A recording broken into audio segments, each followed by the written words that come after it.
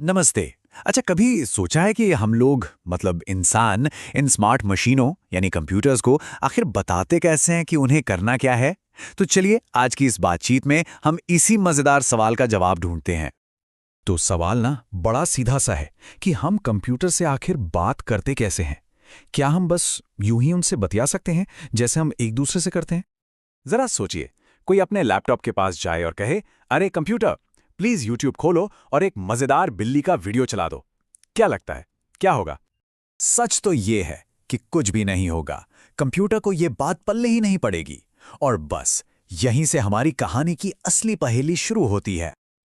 और ऐसा क्यों है भाई? क्योंकि कंप्यूटर हमारी भाषा मतलब हिंदी या इंग्लिश ये सब नहीं समझते। उनकी अपनी एक अलग ही दुनिया है और वो सिर्फ एक ही भाषा जानते हैं, बाइनरी। और मजे की बात यह है कि इस भाषा में सिर्फ दो ही अक्षर होते हैं, 0 और 1। अब यहाँ जो बात सच में बहुत दिलचस्प है वो ये है कि स्क्रीन पर जो ये इतने सारे नंबर दिख रहे हैं ना, 01001010000110100, बाइनरी में इसका मतलब सिर्फ हाय है, बस हाय। जरा सोचिए तो, सिर्फ दो अक्षर बोलने के लिए इतने सारे 0 और 1। कमाल है। अब जरा सोच कर देखिए, अगर हमें एक पूरा का पूरा सॉफ्टवेयर या कोई गेम बनाने के लिए हर एक कमांड, हर एक निर्देश ऐसे ही 0 और 1 में लिखना पड़ता, अरे ये तो नामुमकिन जैसा काम होता, बिल्कुल असंभव। तो सवाल फिर वही है कि आखिर हम कंप्यूटर को अपनी बात समझाते कैसे हैं। खैर, अच्छी बात यह है कि इसका एक बहुत ही स्मार्ट सोल्यूशन है, और वो सोल्यूशन है प्रोग्रामिंग लैंग्वेज। जी हाँ, ये हम इंसानों की ही बनाई हुई कुछ खास भाषाएं हैं जो हमारे और कंप्यूटर के बीच एक पुल, एक ट्रांसलेटर का काम करती हैं। इसे समझने का एक बहुत आसान तरीका है। देखिए, जैसे हम एक दूसरे से बात करने के लिए हिंदी, इंग्लिश या फ्रेंच इस्तेमाल करते हैं, है ना?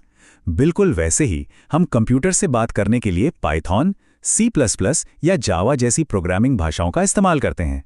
सिंपल। अच्छा, तो ये पूरा सिस्टम काम कैसे करता है? और देखिए, एक स्मार्ट ट्रांसलेटर वाली मिसाल इस बात को बहुत ही शानदार ढंग से समझाती है। ये ना बहुत ही आसान है।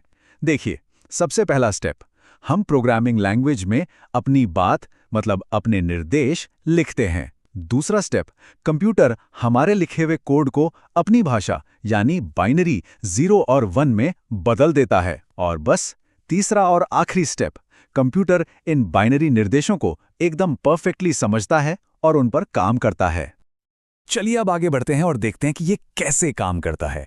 देखिए, जैसे हमारे टूल बॉक्स में हर काम के लिए एक अलग औजार होता है, पेचकस अलग, हथौड़ा अलग, बिल्कुल उसी तरह कंप्यूटर की दुनिया में भी अलग अलग काम करने के लिए अलग अलग प्रोग्रामिंग भाषाएं होती हैं। जैसे कि पाइथन को देखिए, ये सीखने में बहुत आसान है, इसीलिए AI और डेटा साइंस की दुनिया में इसका बोलबाला है। फिर आता है C++, ये एकदम रॉकेट की तरह तेज है, तो जो बड़े बड़े गेम्स या ऑपरेटिंग सिस्टम होते हैं ना, वो इसी में बनते हैं। जावा की खासियत है कि ये कहीं भी किसी भी डिवाइस पर चल जाती है, इसीलिए तो सारे एंड्रॉयड ऐप्स इसी पर बनते हैं। और हाँ, जावास्क्रिप्ट, ये वेबसाइट्स में जान डाल देती है। जो हम बटन क्लिक करते हैं, एनिमेशन देखते हैं, वो सब इसी का कमाल है। इसको समझने का एक और मजेदार तरीका है, पता है क्या? इन लैंग्वेजेस को ना एक रेसिपी की किताब की तरह सोचिए। मतलब मकसद तो सबका एक ही है, कंप्यूटर को ये बताना कि बनाना क्या है और कैसे बनाना है। लेकिन हर रेसिपी की भाषा, उसके लिखने का अंदाज सब अलग अलग होता है। तो अब तक हमने जो भी बात की उसका निचोड़ क्या है? आइए फटाफट से मेन पॉइंट्स को समझ लेते हैं। तो सबसे जरूरी बात यह है कि याद रखने वाली 3 मेन चीजें हैं। पहली, कंप्यूटर की दुनिया में सिर्फ बाइनरी चलती है, यानी 0 और 1। दूसरी, प्रोग्रामिंग भाषाएं हमारे लिए एक ट्रांसलेटर का काम करती हैं।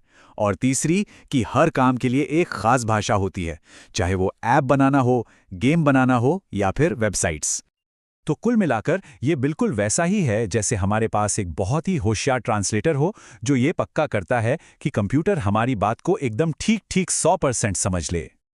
और ये सारी बातचीत हमें एक बहुत ही मजेदार सवाल पे लाकर छोड़ देती है कि जैसे जैसे टेक्नोलॉजी और तेजी से आगे बढ़ रही है, इंसानों और मशीनों के बीच बातचीत का अगला बड़ा माध्यम या कह लें कि अगला बड़ा ट्रांसलेटर क्या होगा? सोचने वाली बात है ना।